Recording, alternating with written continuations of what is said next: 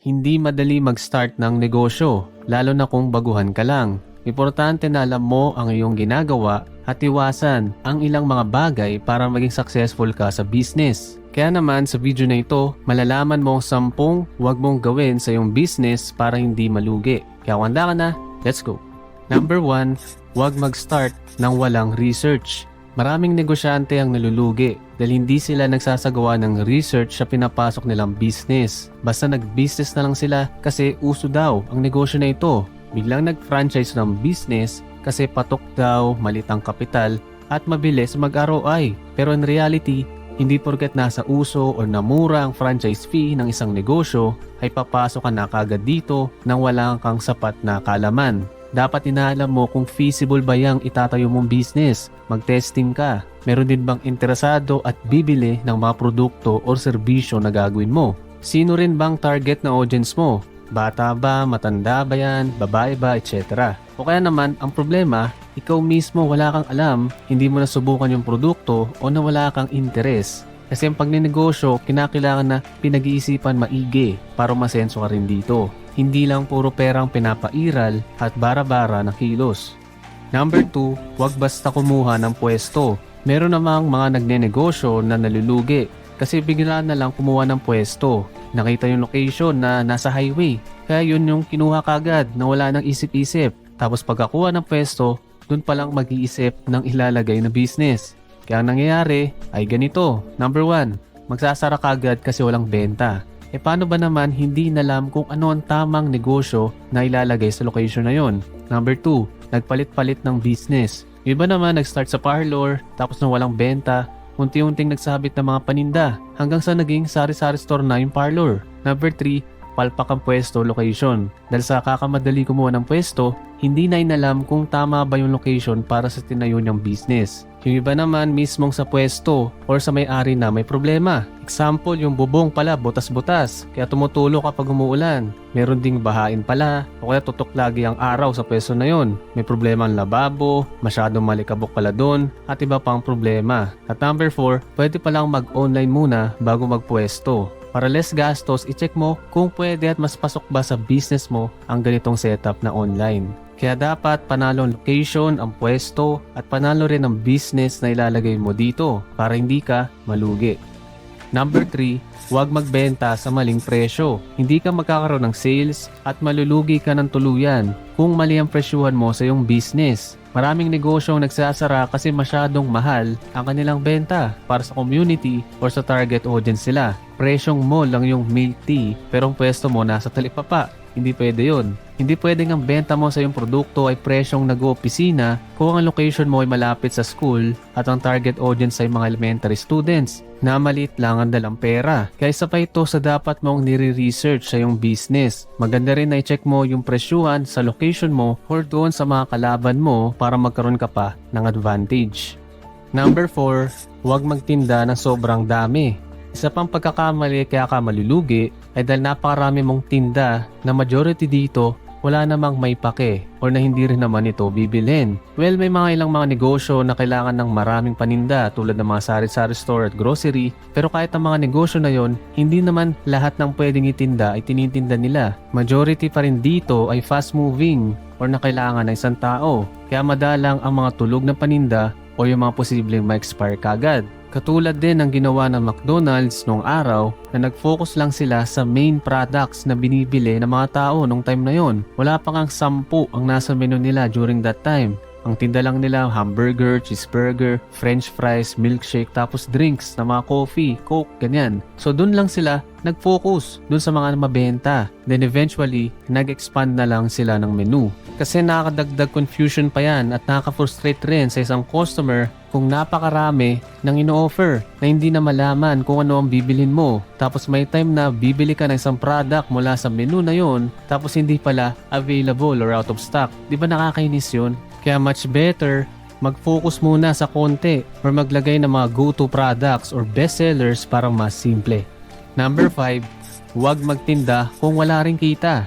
Marami pa ang malulugi kasi hindi na iniintindi kung kikita ba sila sa kanilang business. Mas nag-focus pa doon sa aesthetics, ang ganda ng design, ang mahal ng ingredients or materials, tapos ang ending, wala na rin palang kikitain kapag nabenta na. Iba naman nakafocus sa sobrang pagpapaganda ng store. Ang daming display, naka-aircon, ang mahal ng equipments, pero yung product, nakalimutan na. Pangit na yung product, walang lasa, o kaya wala rin kita dun. Yung iba, di rin nakalculate yung operational expenses. Ang mahal pala ng upa, yung bayad sa kuryente, sa tubig, tapos bayad pa sa staff, kaya nagsasara. Okay lang naman na maliit ang margin, basta mabilis ang bentahan, or na high volume. O kahit hindi mabilis, basta mataas ang margin. So depende. Bottom line, dapat sigurado kang kumikita sa business mo para magpatuloy pa ito. Pero bago tayo magpatuloy, like mo na rin ang ating video kung bago dito mag-subscribe para hindi mo miss out ang mga bago nating uploads. Thank you. Number 6, huwag basta magtiwala. Sa business, dapat hindi ka basta-basta magtitiwala sa isang tao o sa isang produkto. Dapat na kilalanin mong maigi or nalamin mo bago ka mag-hire or maglabas ng pera. Hindi naman lahat, pero meron tayong magiging makakatulong sa business na pasaway na pag pinabayaan mo sa kaha, kukupit ng benta. Kapag wala ka masyadong pake, magnanakaw ng paninda and so on. Reminder lamang ito at hindi rin makakasama kung magkakaroon ka ng sistema or proseso para maiwasan ang mga ito. Meron din mga produkto na palpak, either kasalanan ng kumpanya mismo or ng mga ahente. For example, bibili ka ng isang sakong white sugar tapos di mo chine-check, nabawas na pala sa timbang yon, or na brown sugar pala yung laman and so on. Kaya dapat maging mausisa ka rin, alamin ang mga nangyayari sa loob ng negosyo mo. At huwag basta-basta ipagkakatiwala ang lahat sa kung sino man. Pero not to the point na wala ka ng tiwala sa iba. Nakakuin mo na lahat ng trabaho. Importante lang na magkaroon ka ng pake at authority sa iyong business. Number 7, huwag ma-stuck sa past. Para hindi ka malugi at makasabay ka sa agos ng panahon, ay dapat hindi lang ma-stuck ka sa mga lumang pamamaraan. Meron na tayong internet, gumawa ka ng Facebook page. Pwede ka mag-advertise para mas makilala at pumatok pa ang negosyo mo. Well, may mga negosyo na hindi masyadong nagre-rely dito, tulad ng mga karinderya, sari-sari store at iba pa. Pero wala rin namang masama na mag-start or sumubok. Ang punto lang dito is dapat maging creative ka pa para mag-stand out ang business mo. I-apply ang power ng technology para mas lumawak ang market mo. Tandaan na marami ring mga negosyo ang nagsara kasi hindi sila nakasabay sa agos ng panahon. Hindi nag-online o hindi na-apply yung mga bagong technology na gusto ng tao. Tulad ng mga naapektuhan noong nag-pandemic na hindi nakatransition sa online ng mga businesses. Or let's say yung pag-decline ng Nokia dahil hindi sila sumabay sa smartphone or touchscreen innovation noong time na yon. Number 8, huwag magsayang ng pera.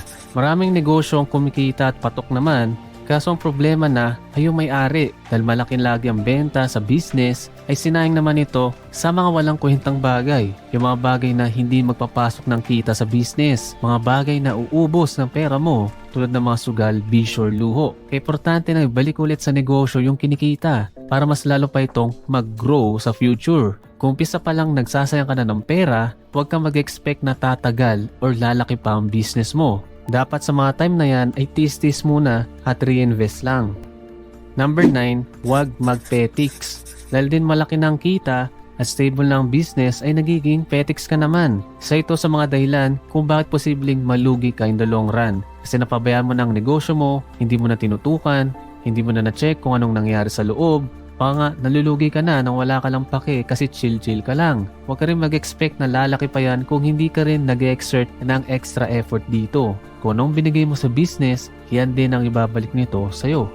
Number 10, huwag patalon-talon sa ibang opportunity. Kapag tumatakbo ng negosyo mo, mas maganda na mag-focus ka muna dito until maging stable ito or na mag-focus ka dito para mas lalo pang lumaki ang operation, magkaroon ng mga branches at iba pa. Ang pagkakamali kasi ng ibang mga negosyante ay patalon-talon sila sa ibang mga negosyo, sa ibang mga investments. Kaya nangyayari, napapabayaan nila yung una at main business nila na naging dahilan kung bakit siya naging successful.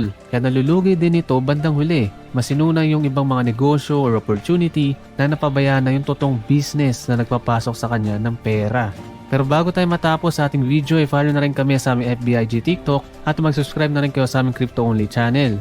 And sama nitong 10 wag mong gawin sa iyong business para hindi malugi. Number 1, wag mag-start ng walang research. Number 2, wag basta kumuha ng pwesto. Number 3, wag magbenta sa maling presyo. Number 4, wag magtinda ng sobrang dami. Number 5, wag magtinda kung wala ring kita. Number 6, wag basta magtiwala. Number 7, wag ma-stuck sa past. Number 8, huwag magsayang ng pera. Number 9, huwag magpetics. At number 10, huwag patalon-talon sa ibang opportunity. Kita-kits tayo sa sunod na video at kung gusto mo pang makanood ng ganitong uri ng content, ay click mo na ang next na mag-pop up sa iyong screen.